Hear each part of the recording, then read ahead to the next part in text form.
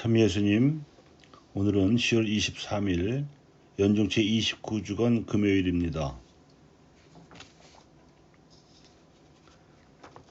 프란치스코 교황님께서는 즉위하신 첫 해에 전세계 가톨릭 신자들에게 보내는 사도적 권고, 복음의 기쁨을 통해서 복음화의 교회적 차원과 사회적 차원을 다루는 가운데 교회적 차원 속에 강론에 대한 권고를 매우 비중 있게 다루셨습니다. 강론은 미사를 비롯한 전례 안에서 행하지요. 그리고 전례에서는 독서와 복음 등 하느님의 말씀을 선포하므로 이를 해설하기 위한 강론이나 이를 실천하는 데 도움을 주는 기도들, 즉 본기도, 예물기도, 영성체호 기도 등에서도 모두 사람의 말이 하느님의 말씀으로 거룩하게 변화되는 속성을 지닙니다. 말씀 전례에 속하는 강론은 성찬 전례가 지향하는 삶의 거룩한 변화에 기여해야 하기 때문에 그렇습니다. 독서와 복음으로 제시된 성경 본문이 하느님의 뜻을 알아듣고 전달해 주는 메시지이기 때문에 강론의 기반이 됩니다. 강론자는 성경 기록자가 과연 어떠한 관점과 어떠한 상황에서 하느님의 뜻을 어떻게 알아들었는지를 살펴야 합니다. 계시 진리를 수용하는 작업이 여기서 이루어집니다. 즉 말씀이 사람이 되시는 강생의 국면이 펼쳐지는 것입니다. 강론을 듣는 신자들을 위해서는 땅에 내려온 말씀이 신자들의 실천을 거쳐 하늘로 올라갈 수 있도록 승천의 국면을 전개해야 합니다. 성경 본문에 담긴 말씀도 결국 어느 특정한 시공간에서 수용한 하느님의 뜻입니다. 그리고 이제 신자들의 삶을 통해서 특정한 시공간에서 그 말씀이 실천되어야 하지요.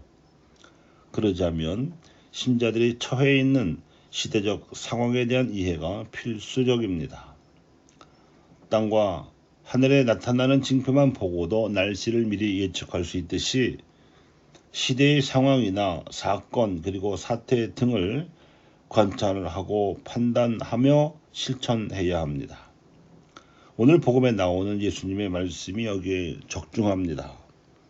너희는 땅과 하늘의 징조는 풀이할 줄 알면서 이 시대는 어찌하여 풀이할 줄 모르느냐. 시대의 징표를 식별함에 있어서 관찰 단계는 우선 하느님의 눈으로 사태를 보는 것이 필요합니다.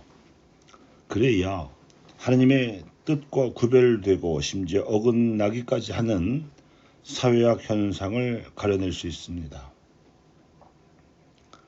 그 다음 판단 단계는 물론 모든 악은 선의 결핍이기 때문에 관찰된 사회학 현상이 과연 무슨 공동선이 결핍되어 일어난 것인지를 알아내는 것이 필요합니다. 마지막으로 실천 단계는 판단된 공동선 안에서 우리가 실제로 해낼 수 있는 역량과 한계 안에서 실천 가능한 활동을 골라내는 것이 필요합니다. 지속적으로 실천할 수 있는 활동이라야 사도직이 될 수 있습니다. 강론에서는 시대의 징표를 식별함에 있어서 관찰과 판단 단계가 주로 포함되고 실천은 강론을 듣는 신자들의 몫으로 열려 있습니다. 그런데 교구나 본당 또는 수도회 등에서 사도직 활동을 결정하기 위해서 시대의 징표를 식별함에 있어서는 공동으로 식별하는 작업이 필요합니다. 그리고 각자에게 주어진 신앙 감각에 따라서 공동으로 논의하고 합의하는 과정이 요구되지요. 하는 백성이 토의하고 대표가 결정한다는 원칙 하에서 서로가 각자의 의견을 인격적으로 존중하는 절차가 교회적 요체입니다. 결정하기 전에 대표가 하느님 백성의 의견을 찬반 모두 두루 참고해야 하는 의무가 있다는 뜻입니다.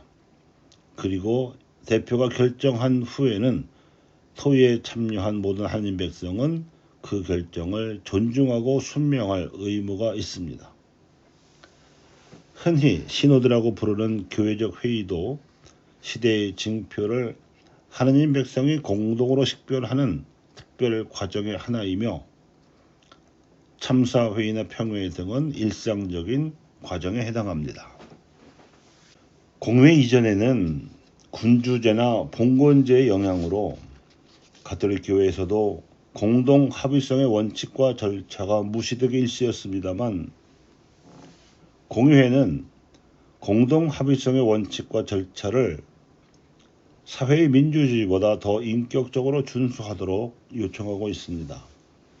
특히 프란치스코 현 교황님께서는 이것이야말로 공의회가 천명한 교회 쇄신의 완결점이라고 보고 계시고, 그래서 국제신학위원회를 통해서 교회의 삶과 사명 안에서 공동 합의성이라든가 교회 생활에서의 신앙 감각이라는 두 문서를 여러 해 동안의 논의 과정을 거쳐서 발표하게 하셨습니다.